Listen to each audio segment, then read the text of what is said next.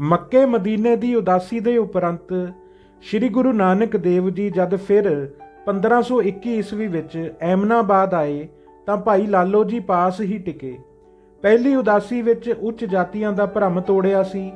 ਹੁਣ ਉਹਨਾਂ ਸ਼ਾਹਾਂ ਨੂੰ ਚੇਤਾਵਨੀ ਦਿੱਤੀ ਜੋ ਐਸ਼ਾਂ ਵਿੱਚ ਪੈ ਕੇ ਪ੍ਰਜਾ ਪ੍ਰਤੀ ਆਪਣੇ ਫਰਜ਼ ਹੀ ਭੁੱਲ ਚੁੱਕੇ ਸਨ। ਆਪਣੇ ਸਾਹਮਣੇ ਹਾਕਮਾਂ ਨੂੰ ਰੰਗ ਰਲੀਆਂ ਮਨਾਉਂਦੇ ਦੇਖ ਆਪ ਜੀ ਨੇ ਉੱਥੇ ਭਵਿੱਖਬਾਣੀ ਕਰ ਦਿੱਤੀ ਸੀ ਕਿ ਐਸਾ ਰਾਜ ਢੱਠਾ ਕਿ ਢੱਠਾ ਜਿਸ ਵਿੱਚ ਸ਼ਾਹਾਂ ਸੁਰਤ ਗਵਾਏ ਰੰਗ ਤਮਾਸ਼ੇ ਚਾਏ ਹੈ। ਗੁਰੂ ਜੀ ਕਾਬਲ ਤੇ ਕੰਧਾਰ ਦੇਖਾਏ ਸਨ ਕਿ ਖੁਰਾਸਾਨ ਤੋਂ ਬਾਬਰ ਕਿਵੇਂ ਹਿੰਦੁਸਤਾਨ ਤੇ ਧਾਈ ਕਰਦਾ ਆ ਰਿਹਾ ਹੈ। ਉਹਨਾਂ ਅਨੁਭਵ ਕੀਤਾ ਕਿ ਹੁਣ ਲਾਲੋ ਰੂਪੀ ਜਨਤਾ ਨੂੰ ਹੀ ਉਠਾਉਣ ਦੀ ਲੋੜ ਹੈ। ਉਹਨਾਂ ਫਰਮਾਇਆ, ਹੇ ਭਾਈ ਲਾਲੋ ਮੈਨੂੰ ਜਿਹੋ ਜਿਹੀ ਖਸਮ ਵੱਲੋਂ ਪ੍ਰੇਰਨਾ ਹੋਈ ਹੈ ਉਸ ਅਨੁਸਾਰ ਮੈਂ ਤੈਨੂੰ ਦੱਸਦਾ ਹਾਂ। ਕਾਬਲ ਤੋਂ ਬਾਬਰ ਜ਼ੁਲਮ ਦੀ ਜੰਨ ਇਕੱਠੀ ਕਰਕੇ ਚੜ੍ਹਿਆ ਹੈ ਅਤੇ ਜ਼ੋਰ ਧੱਕੇ ਨਾਲ ਹਿੰਦ ਦੀ ਹਕੂਮਤ ਰੂਪੀ ਕੰਨਿਆਦਾਨ ਮੰਗ ਰਿਹਾ ਹੈ। ਫਿਰ ਮਹਾਰਾਜ ਜੀ ਨੇ ਫਰਮਾਇਆ ਕਿ ਭਾਈ ਲਾਲੋ, ਮਨੁੱਖਾਂ ਦੇ ਸਰੀਰ ਦੇ ਟੋਟੇ ਗਲੀਆਂ ਵਿੱਚ ਰੁਲਣਗੇ ਅਤੇ ਕੈਸਾ ਭਿਆਨਕ ਸਾਕਾ ਹੋਵੇਗਾ ਜਿਸ ਨੂੰ ਹਿੰਦੁਸਤਾਨ ਕਦੇ ਵੀ ਭੁਲਾ ਨਹੀਂ ਸਕੇਗਾ। ਮੁਗਲ ਅੱਜ ਸੰਮਤ 78 ਵਿੱਚ ਆਏ ਹਨ, ਕੱਲ 97 ਵਿੱਚ ਚਲੇ ਵੀ ਜਾਣਗੇ। ਕੋਈ ਹੋਰ ਸੂਰਮਾ ਵੀ ਉੱਠ ਖਲੋਏਗਾ, ਪਰ ਸਮੇਂ-ਸਮੇਂ ਵਾਹਿਗੁਰੂ ਚੇਤੇ ਰੱਖਣ ਵਾਲੇ ਨੂੰ ਇਹ ਦੁੱਖ ਨਹੀਂ ਵਾਪਰਦਾ। ਫਿਰ ਸੱਚਮੁੱਚ ਇਸੇ ਤਰ੍ਹਾਂ ਹੀ ਹੋਇਆ। ਸਾਹਿਬਜ਼ਾਦਿਆਂ ਦੀਆਂ ਲਾਸ਼ਾਂ ਸੜਕਾਂ ਤੇ ਰੁਲੀਆਂ ਅਤੇ ਹਿੰਦੁਸਤਾਨ ਦੀ ਅਣਖ ਮਿੱਟੀ ਵਿੱਚ ਮਲਾਈ ਗਈ। ਬਾਬਰ ਨੇ ਐਮਨਾਬਾਦ ਦੇ ਵਸਨੀਕਾਂ ਨੂੰ ਬੰਦੀ ਵਿੱਚ ਪਾਇਆ। ਬਾਕੀ ਸਾਰੇ ਤਾਂ ਭੁੱਬਾ ਮਾਰ-ਮਾਰ ਰੋ ਰਹੇ ਸਨ, ਪਰ ਬਾਬਾ ਜੀ, ਮਰਦਾਨਾ ਜੀ ਤੇ ਭਾਈ ਲਾਲੋ ਜੀ ਸ਼ੁਕਰ ਦੇ ਗੀਤ ਗਾ ਰਹੇ ਸਨ ਅਤੇ ਬਾਕੀਆਂ ਨੂੰ ਧੀਰਜ ਦੇ ਰਹੇ ਸਨ ਕਿ ਇਹ ਸਭ ਸਜ਼ਾ ਦੇਸ਼ ਨੂੰ ਆਪਣੀ ਅਣਗਹਿਲੀ ਕਰਕੇ ਮਿਲੀ ਹੈ, ਕਿਸੇ ਦਾ ਦੋਸ਼ ਨਹੀਂ। ਪੁਰਾਤਨ ਜਨਮ ਸਾਖੀ ਵਾਲਾ ਲਿਖਦਾ ਹੈ ਕਿ ਸ਼ੁਕਰ ਦੇ ਗੀਤ ਗਾਉਂਦਾ ਸੁਣ ਬਾਬਰ ਆਪੂ ਟੁਰ ਕੇ ਆਇਆ ਅਤੇ ਗੁਰੂ ਨਾਨਕ ਦੇਵ ਜੀ ਨੂੰ ਰਿਹਾ ਕਰਨ ਦਾ ਹੁਕਮ ਦਿੱਤਾ, ਪਰ ਬਾਬਾ ਜੀ ਨੇ ਉਸ ਸਮੇਂ ਤੱਕ ਰਿਹਾ ਹੋਣ ਤੋਂ ਇਨਕਾਰ ਕਰ ਦਿੱਤਾ ਜਦ ਤੱਕ ਸਾਰੇ ਬੰਦੀਆਂ ਦੀ ਬੰਦ ਖਲਾਸੀ ਨਹੀਂ ਕੀਤੀ ਜਾਂਦੀ। ਪੁਰਾਤਨ ਜਨਮ ਸਾਖੀ ਦੇ ਸ਼ਬਦਾਂ ਵਿੱਚ ਬਾਬਰ ਨੇ ਬਾਬੇ ਨੂੰ ਸਲਾਮ ਕੀਤਾ, ਜੀ ਤੂੰ ਮਿਹਰਬਾਨ ਹੋ। ਤਾਂ ਬਾਬੇ ਕਿਹਾ, ਮੀਰ ਜੀ, ਜੇ ਤੂੰ ਮਿਹਰ ਚਾਹਤਾ ਹੈ ਤਾਂ ਬੰਦੀਵਾਨ ਛੋੜ ਦੇ। ਬਾਬਰ ਨੇ ਸਭ ਨੂੰ ਰਿਹਾ ਕਰ ਦਿੱਤਾ ਤੇ ਕਿਹਾ ਕਿ ਨਾਨਕ ਵਿੱਚੋਂ ਖੁਦਾ ਦਾ ਦੀਦਾਰ ਹੁੰਦਾ ਹੈ। ਬਾਬਰ ਨੇ ਜਦ ਉਪਦੇਸ਼ ਮੰਗਿਆ ਤਾਂ ਆਪ ਜੀ ਨੇ ਰਾਜੇ ਦੇ ਕਰਤੱਵ ਦ੍ਰਿੜ ਕਰਾਉਂਦੇ ਬਾਬਰ ਨੂੰ ਕਿਹਾ, ਫੈਸਲਾ ਨਿਆਂ ਨਾਲ ਕਰੋ, ਭਲੇ ਪੁਰਸ਼ਾਂ ਦਾ ਸਨਮਾਨ ਕਰੋ, ਸ਼ਰਾਬ ਪੀਣੀ ਤੇ ਜੂਆ ਖੇਡਣਾ ਉੱਕਾ ਹੀ ਕਸਮ ਖਾ ਕੇ ਛੱਡ ਦਿਓ। ਜਿਹੜਾ ਬਾਦਸ਼ਾਹ ਬਦੀਆਂ ਵਿੱਚ ਸਮਾਂ ਗੁਜ਼ਾਰਦਾ ਹੈ ਉਹ ਪਿੱਛੋਂ ਰੋਂਦਾ ਹੈ। ਹਾਰੇ ਤੇ ਤਰਸ ਕਰੋ ਤੇ ਪਰਮਾਤਮਾ ਨੂੰ ਸੱਚੇ ਹਿਰਦੇ ਨਾਲ ਧਿਆਓ। ਜਦ ਬਾਬਰ ਨੇ ਮੁਹੰਮਦ ਦਾ ਰਾਹ ਹੀ ਠੀਕ ਹੈ ਅਤੇ ਉਸ ਦੀ ਸਿਫਾਰਿਸ਼ ਬਗੈਰ ਪਾਰ ਹੀ ਉਤਾਰਾ ਕਰਨਾ ਕਠਿਨ ਹੈ ਕਿਹਾ ਤਾਂ ਗੁਰੂ ਜੀ ਨੇ ਫਰਮਾਇਆ, ਲੱਖਾਂ ਹੀ ਮੁਹੰਮਦ ਹੋਏ ਹਨ, ਵਾਹਿਗੁਰੂ ਕੇਵਲ ਇੱਕੋ ਹੈ। ਅਣਡਿੱਠਾ ਵਾਹਿਗੁਰੂ ਸੱਚਾ ਹੈ, ਉਸ ਨੂੰ ਕਿਸੇ ਦੀ ਚਿੰਤਾ ਨਹੀਂ। ਕਈ ਮੁਹੰਮਦ ਉਸ ਦੀ ਦਰਗਾਹ ਵਿੱਚ ਖਲੋਤੇ ਹਨ, ਇਤਨੇ ਕਿ ਉਹ ਗਿਣੇ ਨਹੀਂ ਜਾਂਦੇ। ਬਾਬਰ ਨੇ ਜਦ ਗੁਰੂ ਜੀ ਨੂੰ ਕੁਝ ਮੰਗਣ ਲਈ ਕਿਹਾ ਤਾਂ ਉਹਨਾਂ ਨਿਸੰਗ ਹੋ ਕੇ ਫਰਮਾਇਆ ਕਿ ਬੰਦੇ ਕੀ ਜੋ ਲੇਵੇ ਓਟ, ਦੀਨ ਦੁਨੀ में ਤਾਕੋ ਟੋਟ, ਕਹਿ ਨਾਨਕ ਸੁਣ ਬਾਬਰ ਮੀਰ, ਤੁਝ ਤੈ ਮੰਗੇ ਸੋ ਅਹਿਮਕ ਫਕੀਰ। ਪ੍ਰਾਚੀਨ ਪੰਥ ਪ੍ਰਕਾਸ਼ ਵਿੱਚ ਲਿਖਿਆ ਹੈ ਕਿ ਬਾਬਰ ਨੇ ਦੌਲਤ ਖਾਨ ਲੋਧੀ ਕੋਲੋਂ ਪੁੱਛਿਆ ਕਿ ਉਹ ਗੁਰੂ ਨਾਨਕ ਦੇਵ ਜੀ ਦੇ ਦੀਦਾਰ ਨੂੰ ਚੱਲਿਆ ਹੈ, ਭੇਟ ਕੀ ਕਰੇ? ਤਾਂ ਦੌਲਤ ਖਾਨ ਨੇ ਕਿਹਾ, ਬਾਬਰ ਤੇਰੇ ਕੋਲ ਹੈ ਕੀ ਹੈ ਬਾਬੇ ਨੂੰ ਭੇਟ ਕਰਨ ਲਈ? ਮੀਰੀ ਪੀਰੀ ਦਾ ਮਾਲਕ ਤਾਂ ਗੁਰੂ ਨਾਨਕ ਆਪ ਹੈ। ਭਾਈ ਮਨੀ ਸਿੰਘ ਜੀ ਦੀ ਜਨਮ ਸਾਖੀ ਵਿੱਚ ਆਉਂਦਾ ਹੈ ਕਿ ਜਦ ਭਾਈ ਲਾਲੋ ਜੀ ਨੇ ਪਿੱਛੋਂ ਸਿੱਖ ਪੰਥ ਬਾਰੇ ਭਵਿੱਖ ਵਾਕ ਕਰਨ ਲਈ ਬੇਨਤੀ ਕੀਤੀ ਤਾਂ ਜੋ ਗੁਰੂ ਨਾਨਕ ਜੀ ਨੇ ਫਰਮਾਇਆ ਸੀ ਉਹ ਸਦਾ ਰਾਹ ਦਿਖਾਉਂਦਾ ਰਹੇਗਾ। ਆਪ ਜੀ ਦੇ ਬਚਨ ਸਨ, ਜੇ ਆਪਸ ਵਿੱਚ ਇਤਫਾਕ ਕਰਨਗੇ ਤਾਂ ਹੋਰਨਾਂ ਵਲਾਇਤਾਂ ਦਾ ਵੀ ਰਾਜ ਮਾਲ ਲਵਣਗੇ, ਜੇ ਆਪਸ ਵਿੱਚ ਵਿਰੋਧ ਕਰਨਗੇ ਤਾਂ ਹਿੰਦੁਸਤਾਨ ਵਿੱਚ ਹੀ ਪਏ ਦੁੱਖ ਪਾਵਣਗੇ। ਇਹ ਵੀ ਯਾਦ ਰਵੇ ਕਿ ਭਾਈ ਲਾਲੋ ਜੀ ਦੀ ਇੱਕੋ ਇੱਕ ਪੁੱਤਰੀ ਸੀ ਤੇ ਉਸ ਦੀ ਸੰਤਾਨ ਪਿੰਡ ਤਤਲਾ ਵਿੱਚ ਹੁਣ ਵੀ ਰਹਿੰਦੀ ਹੈ। ਐਮਨਾਬਾਦ ਹੀ ਗੁਰੂ ਜੀ ਦੇ ਚਾਚਾ ਭਾਈ ਲਾਲੂ ਜੀ ਆਏ ਤੇ ਰਾਏ ਬੁਲਾਰ ਦੀ ਵਿਗੜੀ ਸਿਹਤ ਦਾ ਜ਼ਿਕਰ ਕੀਤਾ ਤੇ ਕਿਹਾ ਕਿ ਉਹ ਯਾਦ ਕਰ ਰਿਹਾ ਹੈ। ਗੁਰੂ ਜੀ ਉੱਥੋਂ ਤਲਵੰਡੀ ਆਏ, ਸਭ ਨੇ ਗੁਰੂ ਜੀ ਨੂੰ ਫਿਰ ਰੋਕਣਾ ਚਾਹਿਆ।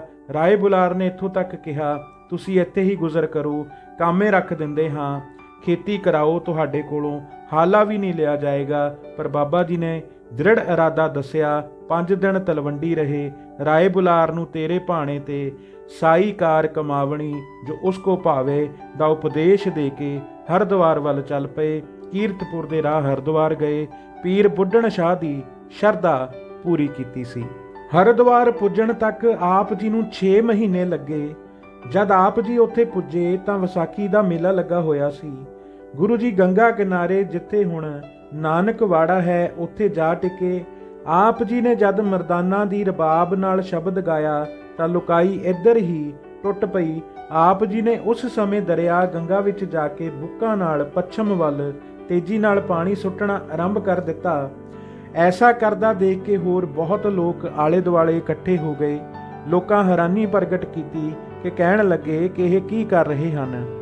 ਕਿਸੇ ਨੇ ਕਿਹਾ ਕਿ ਕੋਈ ਦੀਵਾਨਾ ਹੈ ਤੇ ਕੋਲੋਂ ਤੀਜਾ ਬੋਲਿਆ ਕੋਈ ਤੁਰਕ ਹੈ। ਇੱਕ ਨੇ ਅੱਗੇ ਹੋ ਕੇ ਪੁੱਛ ਹੀ ਲਿਆ ਕਿ ਪੱਛਮ ਵੱਲ ਪਾਣੀ ਕਿਉਂ ਸੁੱਟ ਰਹੇ ਹੋ। ਗੁਰੂ ਜੀ ਨੇ ਅੱਗੋਂ ਪੁੱਛਿਆ ਕਿ ਤੁਸੀਂ ਪੂਰਬ ਵੱਲ ਪਾਣੀ ਕਿਉਂ ਸੁੱਟ ਰਹੇ ਹੋ। ਤਾਂ ਇੱਕ ਸਿਆਣੇ ਨੇ ਕਿਹਾ ਕਿ ਪਿੱਤਰਾਂ ਨੂੰ ਪਾਣੀ ਦਿੰਦੇ ਹਾਂ। ਗੁਰੂ ਜੀ ਦਾ ਅਗਲਾ ਪ੍ਰਸ਼ਨ ਸੀ ਕਿ ਪਿੱਤਰ ਲੋਕ ਕਿਤਨੀ ਦੂਰ ਹੈ। ਤਾਂ ਪਾਣੀ ਸੁੱਟਣ ਵਾਲੇ ਨੇ ਕਿਹਾ ਕਰੋੜ 49 ਸੁਣੀਦਾ ਹੈ। ਐਸਾ ਸੁਣਨ ਸਾਰ ਗੁਰੂ ਜੀ ਪੱਛਮ ਵੱਲ ਹੋਰ ਤੇਜ਼ੀ ਨਾਲ ਪਾਣੀ ਸੁੱਟਣ ਲੱਗ ਪਏ। ਜਦ ਲੋਕਾਂ ਨੇ ਆਪਣਾ ਸਵਾਲ ਦਾ ਚੇਤਾ ਕਰਾਇਆ ਤਾਂ ਗੁਰੂ ਜੀ ਨੇ ਉਹਨਾਂ ਸਵਾਲਾਂ ਦਾ ਉੱਤਰ ਨਹੀਂ ਦਿੱਤਾ ਤੇ ਨਾ ਹੀ ਆਪਣੇ ਬਾਰੇ ਕੁਝ ਦੱਸਿਆ ਹੈ। ਤਾਂ ਗੁਰੂ ਜੀ ਨੇ ਫਰਮਾਇਆ ਲਾਹੌਰ ਦੇ ਨਜ਼ਦੀਕ ਹਮਾਰਾ ਘਰ ਹੈ ਅਤੇ ਖੇਤ ਹੈ। ਉੱਥੇ ਮੀਂਹ ਨਹੀਂ ਪਿਆ ਅਤੇ ਘਰ ਕੋਈ ਪਾਣੀ ਦੇਣ ਵਾਲਾ ਨਹੀਂ। ਮੈਂ ਖੇਤ ਨੂੰ ਪਾਣੀ ਦਿੰਦਾ ਹਾਂ। ਸਾਰੇ ਖਿੜਖਿੜਾ ਕੇ ਹੱਸ ਪਏ ਤੇ ਕਹਿਣ ਲੱਗੇ ਕਿ ਸੱਚਮੁੱਚ ਹੀ ਕੋਈ ਦੀਵਾਨਾ ਹੈ। ਫੇਰ ਵੀ ਵਿੱਚੋਂ ਇੱਕ ਨੇ ਕਿਹਾ ਰੱਬ ਦੇ ਸਵਾਰੇ ਲਾਹੌਰ ਕੀ ਧਰਤੀ ਇਹ ਪਾਣੀ ਭਲਾ ਜਾ ਸਕਦਾ ਹੈ। ਸਮਾਂ ਸੰਭਾਲ ਕੇ ਗੁਰੂ ਜੀ ਨੇ ਕਿਹਾ ਭਲਿਓ ਲੋਕੋ 49 ਕਰੋੜੀ ਦੇਵਲੋਕ ਜਾਏਗਾ ਅਤੇ ਲਾਹੌਰ ਕੀ ਧਰਤੀ ਨਾ ਜਾਏਗਾ। ਦੇਵਲੋਕ ਕੈਸੇ ਜਾਏਗਾ ਜੇ ਲਾਹੌਰ ਕੀ ਧਰਤੀ ਨਾ ਜਾਸੀਓ। ਲਾਹੌਰ ਤਾਂ ਨਵੇਂ 20 ਕੋਹ ਹੈ, ਸਿਰਫ ਸਰਹੰਦ ਪਾਰ ਕਰਨੀ ਹੈ ਤੇ ਲਾਹੌਰ ਆਇਆ। ਲੋਕੀ ਆਪਣਾ ਵਿਅਰਥ ਕਰਮ ਸਮਝ ਗਏ ਤੇ ਸਭ ਕਹਿਣ ਲੱਗੇ ਕਿ ਇਹ ਕੋਈ ਮਹਾਪੁਰਸ਼ ਹੈ, ਖੁਦ ਪਰਮੇਸ਼ਰ ਆਇਆ ਹੈ। ਸੱਚੀ ਗੱਲ ਤਾਂ ਇਹ ਹੈ ਕਿ ਗੁਰੂ ਬਾਬੇ ਦੀ ਦਿਵ ਦ੍ਰਿਸ਼ਟੀ ਸੀ ਜੋ ਪਾਰਦਰਸ਼ੀ ਸੀ। ਸਾਡੇ ਲੋਕਾਂ ਦੀ ਚੰਮ ਦ੍ਰਿਸ਼ਟੀ ਹੈ ਜੋ ਨੱਕ ਦੀ ਘੋੜੀ ਅੱਗੇ ਵੀ ਨਹੀਂ ਦੇਖ ਸਕਦੀ। ਉੱਥੇ ਹੀ ਜਦ ਮਰਦਾਨਾ ਜੀ ਨੇ ਪੁੱਛਿਆ ਕਿ ਤੀਰਥਾਂ ਤੇ ਲੋਕੀ ਆਏ ਹਨ, ਉਹਨਾਂ ਨੂੰ ਕੁਝ ਨਾ ਕੁਝ ਤਾਂ ਲਾਭ ਮਿਲਦਾ ਹੀ ਹੋਵੇਗਾ। ਗੁਰੂ ਨਾਨਕ ਜੀ ਨੇ ਫਰਮਾਇਆ ਜੇ ਤੂੰਬੜੀ ਧੋਈ ਜਾਈਏ ਤਾਂ ਕੀ ਉਸ ਵਿਚਲੀ ਜ਼ਹਿਰ ਚਲੀ ਜਾਂਦੀ ਹੈ? ਕਦੇ ਨਹੀਂ। ਸਾਧ ਸਾਧ ਚੋਰ ਸੇ ਚੋਰ ਨਾਤੇ ਧੋਤੇ ਨਾ ਹੀ ਹੁੰਦਾ ਭਾਈ ਜੀ। ਨਾਤਾ ਸੋਈ ਜਿਸ ਦਾ ਮਨ ਅੱਛਾ। ਅਗਲੇ ਦਿਨ ਤੜਕਸਾਰ ਭਾਈ ਮਰਦਾਨਾ ਜੀ ਗੰਗਾ ਦੇ ਕੰਢੇ ਇੱਕ ਵੈਸ਼ਨਵ ਸਾਧੂ ਕੋਲੋਂ ਜਿਸ ਨੇ ਪੋਚਾ ਦੇ ਕੇ ਚੌਂਕਾ ਤਿਆਰ ਕੀਤਾ ਸੀ ਅੱਗ ਲੈਣ ਲਈ ਪੁੱਜੇ। ਭਾਈ ਮਰਦਾਨਾ ਜੀ ਨੂੰ ਚੌਂਕੇ ਤੇ ਪੈਰ ਰੱਖਦੇ ਦੇਖ ਕੇ ਉਸ ਚਵਾਤੀ ਚੁੱਕ ਲਈ ਤੇ ਮਰਦਾਨਾ ਜੀ ਨੂੰ ਗਾਲਾਂ ਕੱਢਦਾ ਤੇ ਗੁਰੂ ਜੀ ਨੂੰ ਦੇਖ ਕੇ ਉਹਨਾਂ ਤੇ ਵੀ ਵਰਨ ਲੱਗ ਪਿਆ। ਕ੍ਰੋਧ ਵਿੱਚ ਕਬੂਲ ਸੁਣ ਕੇ ਗੁਰੂ ਜੀ ਨੇ ਬੜੇ ਸਹਿਜ ਨਾਲ ਕਿਹਾ ਕਿ ਲੋੜਵੰਦਾਂ ਨੂੰ ਦੂਰੇ ਦੂਰੇ ਕੀਤਿਆ ਪ੍ਰਮਾਤਮਾ ਪ੍ਰਸੰਨ ਨਹੀਂ ਹੁੰਦਾ। ਉਸਨੇ ਹਿਰਦੇ ਵਿੱਚ ਆ ਕੇ ਵਸਣਾ ਹੈ ਤੇ ਹਿਰਦਾ ਸਾਫ਼ ਹੋਣਾ ਚਾਹੀਦਾ ਹੈ। ਹਿਰਦੇ ਨੂੰ ਖੋਟੀ ਮੱਤ ਤੇ ਨਿਰਦਈਪੁਣਾ ਕਸਾਇਣ ਪਰਾਈ ਨਿੰਦਾ ਚੂੜੀ ਕ੍ਰੋਧ ਚੰਡਾਲ ਤੋਂ ਬਚਾਉਣਾ ਜ਼ਰੂਰੀ ਹੈ। ਬਾਹਰਲੇ ਭੇਖ ਤੇ ਚੌਂਕੇ ਦਾ ਕੋਈ ਲਾਭ ਨਹੀਂ ਜੇ ਹਿਰਦਾ ਸਵੱਛ ਨਹੀਂ ਹੈ। ਮਿਹਰਬਾਨ ਜੀ ਲਿਖਦੇ ਹਨ ਸੱਚ ਸੰਜਮ ਕਰਨੀ ਕਾਰਾਂ ਨਾਵਣ ਨਾਓ ਜਪੇਹੀ ਦਾ ਗੀਤ ਗਾਇਆ ਤਾਂ ਕਈ ਯਾਤਰੂਆਂ ਨੇ ਜਨੇਊ ਲਾ ਕੇ ਗੰਗਾ ਦੇ ਵਿੱਚ ਸੁੱਟ ਦਿੱਤੇ। ਉਹਨਾਂ ਦੀ ਚੰਮ ਦ੍ਰਿਸ਼ਟੀ ਦੂਰ ਹੋਈ। ਬਾਬੇ ਦੀ ਰਹਿਮਤ ਨਾਲ ਦਿਵ ਦ੍ਰਿਸ਼ਟੀ ਮਿਲੀ। ਆਪ ਜੀ ਨੇ ਸਮਝਾਇਆ ਕਿ ਮਨੁੱਖ ਦੀ ਵੱਡੀ ਮੁਸ਼ਕਲ ਇਹ ਹੈ ਕਿ ਮਨ ਤਾਂ ਟਿਕਿਆ ਨਹੀਂ ਹੁੰਦਾ ਤੇ ਲੋਕਾਂ ਨੂੰ ਪਖੰਡ ਕਰ ਦੱਸਣਾ ਚਾਹੁੰਦਾ ਹੈ ਕਿ ਉਹ ਇਕਾਗਰ ਚਿੱਤ ਹੈ। ਦਰਸਾਉਣ ਲਈ ਮਾਲਾ ਪਕੜ ਲੈਂਦਾ ਹੈ ਪਰ ਚਿੱਤ ਤਾਂ ਛਿਨ ਮਾਤਰ ਵੀ ਟਿਕਿਆ ਨਹੀਂ ਹੁੰਦਾ। ਸਮਝਾਇਆ ਕਿ ਪ੍ਰੇਮ ਹੀ ਹੈ ਜੋ ਮਨ ਨੂੰ ਰੰਗ ਚਾੜਦਾ ਹੈ ਤੇ ਯਾਦ ਨਾ ਵਿਸਰਨ ਦਿੱਤਿਆਂ ਟਿਕ ਜਾਂਦਾ ਹੈ। ਹਰਿਦੁਆਰ ਕਈ ਗੋਸ਼ਟਾਂ ਹੋਈਆਂ। ਗੁਰੂ ਜੀ ਦ੍ਰਿੜ ਕਰਾਉਂਦੇ ਰਹੇ ਕਿ ਪਰਮੇਸ਼ਰ ਦੇ ਨਾਂ ਤੋਂ ਬਿਨਾਂ ਕੁਝ ਵੀ ਥਾਵੇਂ ਨਹੀਂ ਪੈਂਦਾ। ਠਾਕਰ ਨੂੰ ਕੇਵਲ ਭਗਤੀ ਹੀ ਭਾਵਦੀ ਹੈ। ਭਰਮ ਦੀ ਭੀਤ ਤੋੜਨ ਨਾਲ ਊਚ ਨੀਚ ਦਾ ਭੇਦ ਵੀ ਮੁੱਕ ਜਾਂਦਾ ਹੈ। ਗੁਰ ਸ਼ਬਦ ਵਿੱਚ ਸਭ ਕੁਝ ਹੈ। ਗੁਰੂ ਪਾਸ ਨਾਮ ਦਾਨ ਇਸ਼ਨਾਨ ਹੈ। ਸੀਲ ਸੰਜਮ ਦਇਆ ਧਰਮ ਸੰਤੋਖ ਦਾ ਉਹ ਪੁੰਜ ਹੈ। ਬਿਕਰਮਾਂ ਤੇ ਰਹਿਤ ਤੇ ਸੁਕਿੱਤਰ ਦਾ ਗਾਹਕ ਹੈ। ਮਨੁੱਖ ਦੀ ਭਟਕਣਾ ਗੁਰੂ ਪਾਸ ਆਇਆ ਸ਼ਬਦ ਗਾਇਆ ਮੁੱਕ ਜਾਂਦੀ ਹੈ। ਸਰੋਵਰ ਇਹ ਸਰੀਰ ਹੈ, ਹੰਸ ਇਹ ਮਨ ਹੈ, ਰਤਨ ਪਰਮੇਸ਼ਰ ਕਾ ਨਾਮ ਹੈ।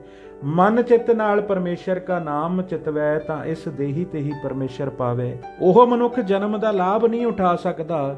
ਜੋ ਸੁਕਿਰਤ ਨਹੀਂ ਕਰਦਾ, ਸੁਕਿਰਤ ਹੈ ਬੁਰੇ ਉਪਰ ਪੈਰ ਨਾ ਰੱਖੇ।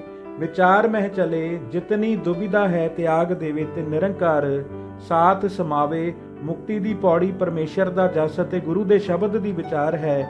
ਸ਼ਬਦ ਦੀ ਵਿਚਾਰ ਤੋਂ ਹੀ ਸਹਿਜ ਆਨੰਦ ਪ੍ਰਾਪਤ ਹੁੰਦਾ ਹੈ। ਉਹ ਫਿਰ ਪ੍ਰਭੂ ਦੀ ਟੇਕ ਤੋਂ ਸਿਵਾ ਹੋਰ ਕਿਸੇ ਦੀ ਓਟ ਨਹੀਂ ਭਾਲਦਾ। ਉਸ ਦਾ ਸੁਭਾਅ ਧੀਰਜ ਵਾਲਾ ਹੋ ਜਾਂਦਾ ਹੈ ਅਤੇ ਮਨੁੱਖੀ ਜੀਵਨ ਦੇ ਫਰਜ਼ ਨੂੰ ਪਛਾਣ ਲੈਂਦਾ ਹੈ। ਮਾਇਆ ਦਾ ਕੋਈ ਰੂਪ ਉਸ ਨੂੰ ਭਰਮਾ ਨਹੀਂ ਸਕਦਾ। ਆਪ ਜੀ ਦਾ ਜਸ ਸੁਣ ਕੇ ਗੜਵਾਲ ਦਾ ਰਾਜਾ ਵਿਜੇ ਪ੍ਰਕਾਸ਼ ਵੀ ਆਇਆ। ਉਸਨੇ ਜਦ ਜਾਤ ਬਾਰੇ ਪੁੱਛਿਆ ਤਾਂ ਆਪ ਜੀ ਨੇ ਫਰਮਾਇਆ ਕਿ ਉਹਨਾਂ ਦੀ ਕੋਈ ਜਾਤ ਨਹੀਂ ਹੈ, ਜਿਵੇਂ ਉਹ ਰੱਖਦਾ ਹੈ ਤਿਵੇਂ ਰਹਿੰਦਾ ਹਾਂ। ਕਿਸੇ ਸ਼੍ਰੇਣੀ ਵਿੱਚ ਹੋਣ ਦਾ ਕੋਈ ਮਾਣ ਨਹੀਂ। ਤੂੰ ਸਾਹਿਬ ਹੋ ਸਾਂਗੀ ਤੇਰਾ, ਪ੍ਰਣਵੇ ਨਾਨਕ ਜਾਤ ਕੈਸੀ। ਉਹ ਹਰਿਦੁਆਰ ਜਿੱਥੇ ਲਿਖਿਆ ਸੀ ਗੈਰ ਹਿੰਦੂ ਨੂੰ ਆਉਣ ਦੀ ਆਗਿਆ ਨਹੀਂ, ਉੱਥੇ ਹਰੀ ਦਾ ਠੀਕ ਦਰ ਦਰਸਾ ਕੇ ਗੜਵਾਲ ਦੇ ਜ਼ਿਲ੍ਹਾ ਪੌੜੀ ਦੇ ਇੱਕ ਨਗਰ ਕੋਟ ਦੁਆਰਾ ਵੱਲ ਚਲੇ ਗਏ ਸਨ। ਧੰਨ ਧੰਨ ਸ੍ਰੀ ਗੁਰੂ ਨਾਨਕ ਦੇਵ ਜੀ ਮਹਾਰਾਜ।